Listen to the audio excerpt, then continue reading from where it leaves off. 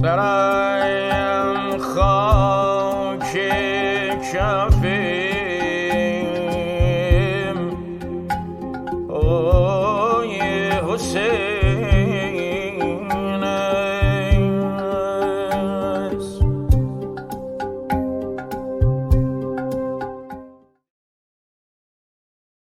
جناب سلیمی بزرگوار، امروز میخوایم در خصوص یک فرضی صحبت کنیم که شاید برای همون غیر قابل باور باشه، اما امروز دیگه اون فرض نیست، یه واقعیت.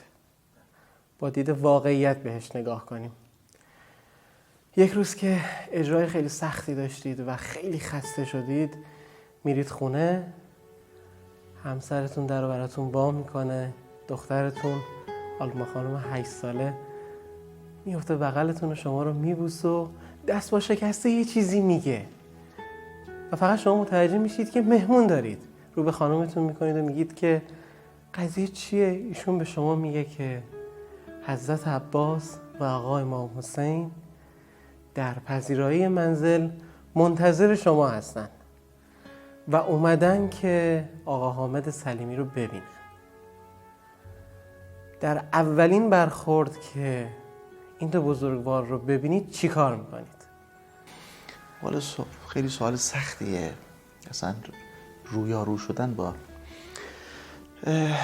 این بزرگان بسیار سخته. آدم با یک عزیز بزرگوار که میخواد صحبت بکنه خیلی براش سخته، چه برسه با بزرگانی همچون شما فرمودید. خب اول که واقعا عرض سلامه، عرض سلام و این عرض ارادت ماست و از خیر مقدم میگم به ایشون و از اینکه حقیر رو قابل دونستن و آمدن منزل. و اول میخوام که واقعا دستشون رو قلب ما بگذارن، قلب من بگذارن، تا قلب ما واقعا به نور اهل بیت و به نور ایمان واقعا روشن بمونه و همیشه همینطور گرم و خوب بمونه و بتوانیم رهرو باشیم، بتوانیم خدا دوست بمونیم، خدا رو دوست داشته باشیم. اگر بخواید یکی از کارهاتون رو، یکی از ترانه هاتون رو، یکی از اشعارتون رو با آقا هدیه کنید، کدوم کارتون رو هدیه میکنید؟ البته من یک کاری رو خوندم به نام ساربان، شاید حدود 15-16 سال پیش بوده، همینجور دلی ضبط شد و در کانال من هم هست، در کانال فضای مجازی من هم هست، به نام ساربان که خیلی کار غم‌انگیز و خیلی واقعا احساسی هم هست. با علم امروزتون در روز عاشورا حضور دارید و میدونید که چه مصیبت‌هایی قرار اتفاق بیفته، چه اتفاقات تاریخی قرار اتفاق بیفته و محضر آقا میرید و ازش کسب تکلیف میکنید که کجا برید و چی کار بکنید. آقا به شما میگه که آقا حامد جان، هر کجای این دشت نینوا در کنار هر کسی که میخوای میتونی باشی و به اختیار خودت. 2 سوال دارم ازتون. سوال اول این که دوست دارید جای کدوم شخصیت روز عاشورا باشید؟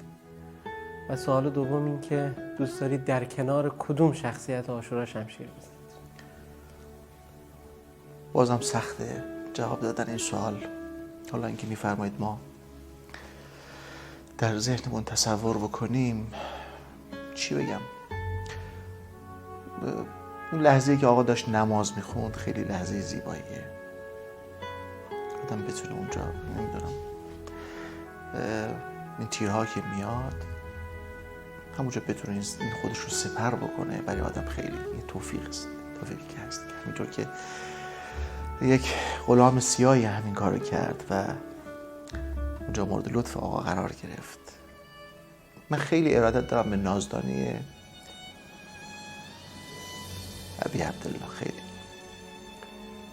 خیلی همیشه اون صحنه عصر عاشوراست که میگن، نمیدونم اگر اشتباه میکنم اصلاح بفرمایید، که وقتی که دامن یکی از بچه‌های امام حسین آتیش میگیره و متاسفانه این بچه از ترس شروع میکنه به دویدن و اون جریاناتی که پیش میاد و یکی از یاران یا همون که در سپاه دشمن بود گفت من دیدم این بچه داره میدوه رفتم که کمکش بکنم. دلم سوخت که بچه منو دید و فکر کرد که من اومده که این آدم من رو بله بزن و اینا. خیلی یعنی منقلب میشه همیشه این رو من در واقع میشنم. دوست داشتم اونجا بودم و حمایت میکردم و آتیش رو خاموش میکردم، نوازشش میکردم. آره دیگه، چون دیگه وقتی پدر رو آدم از دست میده خیلی سخته. نمیدونم، ببخشید.